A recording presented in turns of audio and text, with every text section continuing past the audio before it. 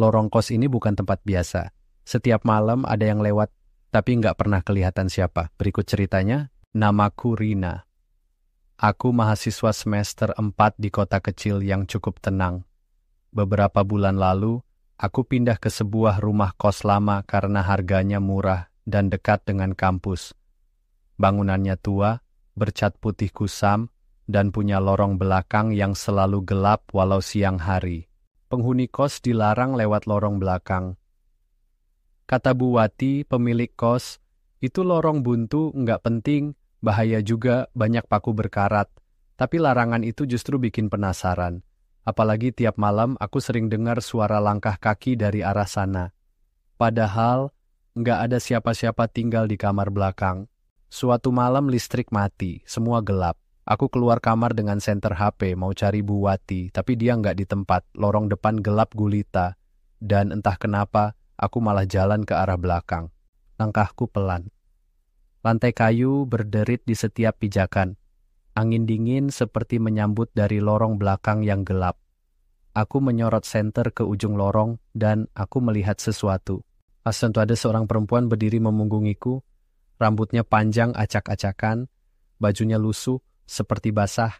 Dia hanya berdiri, diam. Aku ingin balik badan tapi tubuhku kaku. Tenggorokanku tercekat. Perempuan itu mulai bergerak. Tapi tidak jalan, dia meluncur. Mengambang perlahan ke arahku. Senter di tanganku berkedip, lalu mati total. Dalam gelap, aku mendengar napasnya. Kasar, dekat sekali. Aku teriak lari ke depan, terbentur tembok, jatuh, lalu pingsan. Aku bangun di ranjang kos. Bu Wati duduk di sampingku, wajahnya cemas. Katanya, aku pingsan di lorong belakang. Dan entah bagaimana, pintu belakang yang biasanya terkunci rapat, terbuka lebar. Bu Wati menatapku, lalu berkata pelan, ya kamu lihat dia ya. Aku cuma bisa mengangguk. Dia menghela napas. Dulu ada anak kos namanya Mira. Sakit jiwa katanya. Suka bicara sendiri, suka berdiri di lorong belakang malam-malam. Suatu malam, dia gantung diri di situ. Sejak itu, lanjut Bu Wati, kadang dia muncul. Cuma ke orang-orang yang nekat lewat lorong itu. Aku nggak pernah tidur nyenyak lagi sejak malam itu. Dan sampai sekarang, tiap kali listrik padam, aku dengar langkah dari lorong belakang. Dan napas berat yang makin lama, makin dekat. Sejak malam itu, aku jadi gampang sakit, demam naik turun, mimpi buruk setiap malam. Dalam mimpi, aku selalu kembali ke lorong itu. Tapi kali ini perempuan itu memanggilku dengan suara Rina.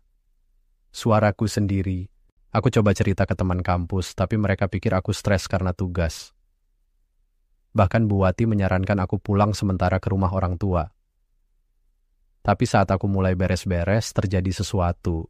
Waktu itu sore. Aku buka lemari, ambil tas, dan tanpa sengaja nemu sebuah benda aneh. Cermin kecil tua yang jelas bukan milikku. Bingkai kayunya retak dan permukaannya agak buram. Tapi waktu aku coba lihat, bayanganku nggak ada. Yang terlihat cuma perempuan itu, berdiri di belakangku. Tapi pas aku noleh, nggak ada siapa-siapa. Cermin itu terjatuh dan pecah. Malamnya aku memutuskan pergi. Aku nggak peduli malam, gelap, atau apapun. Tapi waktu aku buka pintu kamar, lampu lorong mati.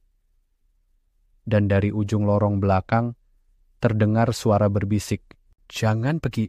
Aku diam. Dada sesak, tiba-tiba lampu menyala sendiri. Dan ada sesuatu yang tulisannya muncul di dinding lorong, seperti ditulis pakai darah. Satu kali lihat kau sudah terikat. Aku panik. Masuk lagi ke kamar, ngunci pintu, telepon orang tuaku sambil gemetar. Tapi sinyal hilang. HP mati. Listrik padam. Lalu terdengar suara dari bawah tempat tidur, ketukan 3 kali. Tok, tok, tok. Aku mengintip ke bawah. Gelap. Tapi kemudian tangan muncul. Tangan pucat, panjang, kuku-kukunya hitam dan bengkok. Menjulur perlahan ke arahku. Aku lompat ke belakang, ketakutan. Tanganku kena cermin yang pecah tadi. Luka, darah netes ke lantai. Dan saat darah itu menyentuh ubin, perempuan itu muncul di hadapanku. Wajahnya rusak, matanya kosong. Tapi bibirnya bergerak mengucap dengan suara berat dan dingin, "Kau sudah memilih, sekarang giliranku." Ya, aku pingsan lagi malam itu. Dan sejak saat itu, aku tak pernah benar-benar sendiri. Aku bisa merasakan dia di sudut mataku, di pantulan kaca jendela, di mimpi-mimpi yang makin nyata. Dan setiap malam, lorong belakang itu memanggilku kembali. Sudah 3 minggu sejak malam terakhir itu. Dan aku pindah dari kos. Kembali ke rumah seorang tuaku. Jauh dari kota, dari kampus, dari lorong itu. Tapi tidak dari dia. Setiap malam, aku masih bermimpi berada di lorong. Bedanya, sekarang aku tidak lagi melihatnya dari jauh. Aku jadi dia. Dalam mimpi, aku berdiri di ujung lorong. Rambutku panjang, kusut. Kakiku tak menyentuh lantai. Aku mengambang. Dan aku melihat gadis lain, penghuni baru kos itu, berjalan perlahan ke arahku, takut, bingung. Seperti aku dulu, yang dalam mimpi aku melambai padanya, menyambut. Lalu aku terbangun. Tapi tubuhku terasa berat, dingin, dan aku menangis. Tanpa tahu kenapa. Kemarin aku iseng kirim pesan ke nomor Bu Wati. Kutanya apakah kamar kosku sudah ada yang tempati. Dia balas cepat. Sudah, anak baru pindah 2 hari lalu. Tapi aneh, malam pertama dia teriak-teriak sendiri, bilangnya dia lihat kamu. Aku baca pesan itu berulang kali, lalu HP-ku bergetar. Pesan baru masuk, tapi bukan dari Bu Wati. Nomornya tidak dikenal. Pesannya cuma 1 kalimat. Sekarang giliranmu menunggu di lorong. Lampu kamar berkedip, dan di kaca jendela aku lihat pantulan seseorang berdiri di belakangku. Aku noleh, tapi nggak ada siapa-siapa. Cuma dingin, dan suara napas berat. Lorong tuh tak pernah benar-benar pergi, karena yang pernah masuk tak pernah bisa keluar.